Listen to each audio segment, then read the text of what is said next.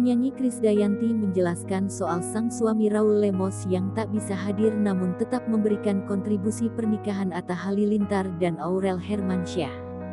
Dikatakan oleh Krisdayanti bahwa Raul Lemos sangat mendukung serangkaian acara pernikahan Aurel. Meski harus datang tanpa didampingi Raul Lemos, Krisdayanti mengungkapkan andil yang diberikan suaminya. Ia menjelaskan bahwa Raul Lemos memberikan dukungan agar dirinya bisa berkontribusi dalam pernikahan Aurel Hermansyah. Tak sampai di situ, Raul Lemos juga ternyata memberikan doa agar momen sakral Aurel Hermansyah bisa berjalan dengan lancar.